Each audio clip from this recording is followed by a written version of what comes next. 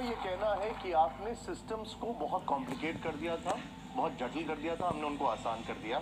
सुधांशु जी का ये कहना है कि हमने कई जगह टेररिज्म रोका, हमने पाकिस्तान को उसकी भाषा में जवाब दिया। उनका ये भी कहना है कि इकोनॉमिक ग्रोथ आज की तारीख में भारत की सबसे अच्छी है विज़ावी बाकी कंट्रीज। आपका इस पे टेक क्या है? अधकचरा ज्ञान जो होता है ना, वो बड़ा खतरनाक होता है। जैसे आधा सच पूरे झूठ से ज्यादा खतरनाक होता है। ये व्हाट्सएप यूनिवर्सिटी के स्नातक लगते हैं मुझे। मोदी जी ने एक काम किया है, दुनिया की सबसे बड़ी फेक न्यूज फैक्ट्री बनाई है और दुनिया की सबसे बड़ी व्हाट्सएप यूनिवर्सिटी भारत में स्थापित करी है और हर चरण चुंबक उसका सदस्य है। आपको मैं बताती हूँ, उन्होंने आतंकवाद पर बात बोली। निकालिए अपने अपने फोन अभी। पिछले 2 हफ्तों में राजौरी में और पुंछ में आतंकवादी हमले में हमारे 5 जवान राजौरी में और 5 पुंछ में शहीद हुए।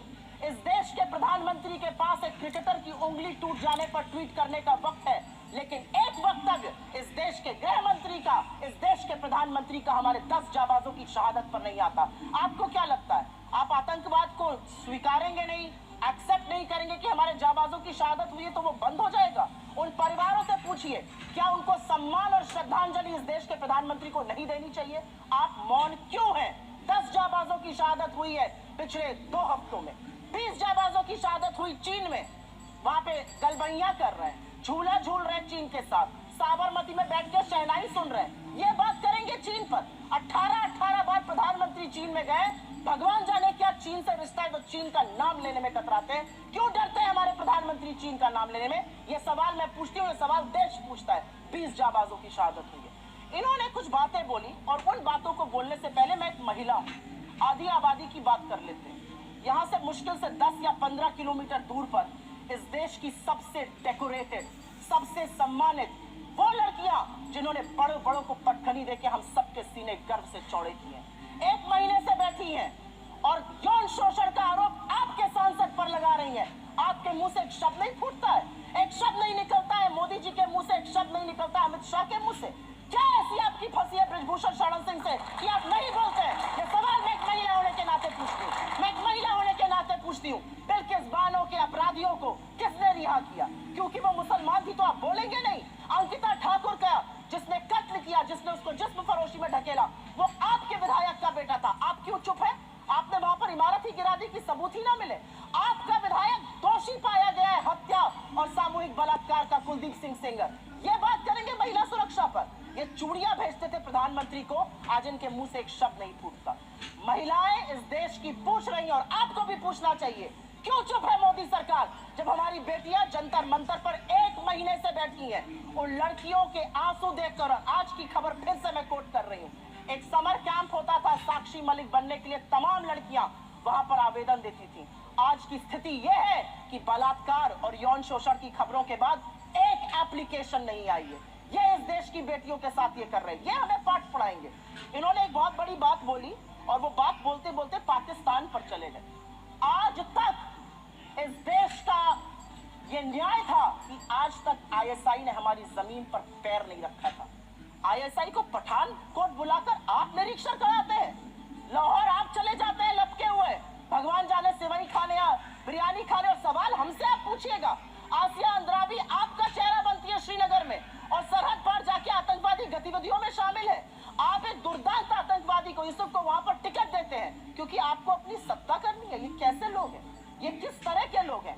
ये जाबाजों की शहादत पर चुप रहेंगे, मणिपुर जलेगा ये चुप रहेंगे, ये प्रचार करते रहेंगे। इनको ये याद है कि इनको क्या क्या कहा गया। कर्नाटक जाकर क्या कहते थे साहब?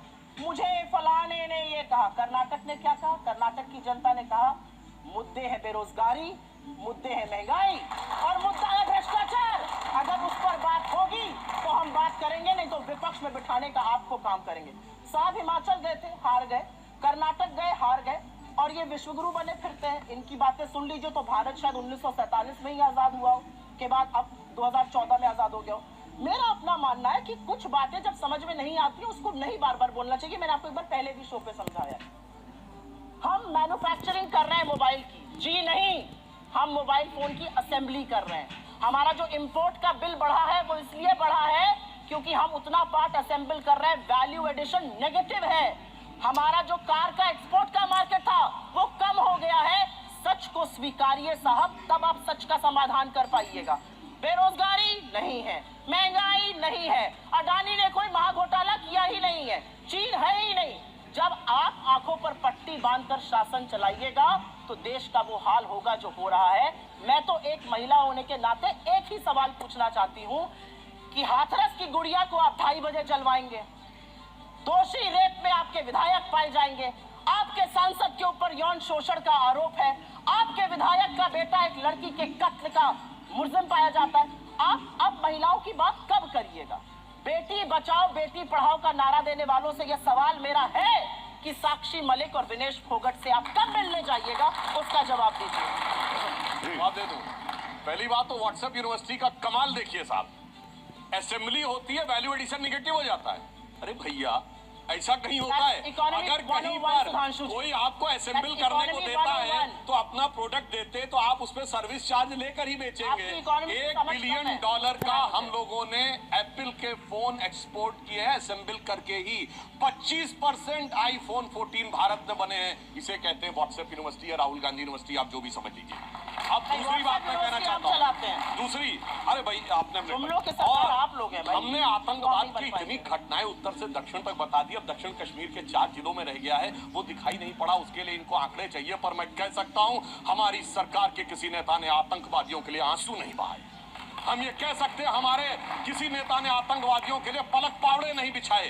संसद भवन पे हमला हुआ, जिन जाबाजों ने अपनी जान दे दी, उन्होंने, उनके परिवारों ने मेडल लौटा दिए। चूंकि अफजल गुरु को 7 साल तक सर्वोच्च न्यायालय से निर्णय होने के बाद फांसी नहीं दी रही थी, परंतु सोनिया जी की आंख में आंसू नहीं आए।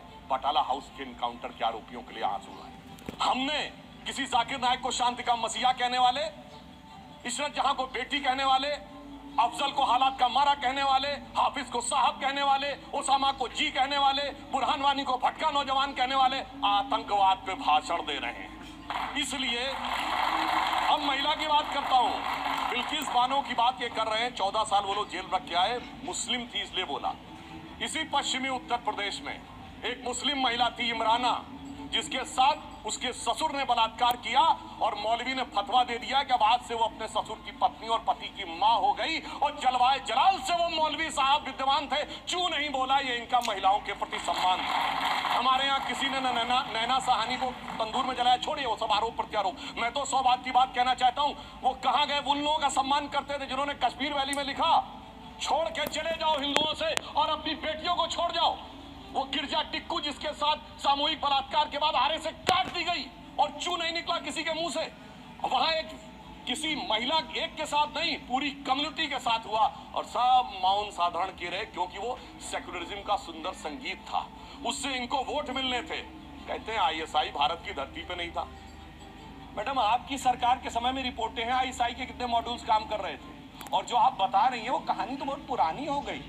उसके बाद तो जो ठुकाई हुई कहाँ, उरी में, जो कुछ हुआ बालाकोट में, उसके बाद इमरान खान है प्राइम मिनिस्टर ऑफ पाकिस्तान बोले पाकिस्तान की नेशनल असेंबली में, जो हिंदुस्तान ने किया है बालाकोट में उससे ज्यादा कुछ खौफनाक ये लोग करना चाह रहे हैं।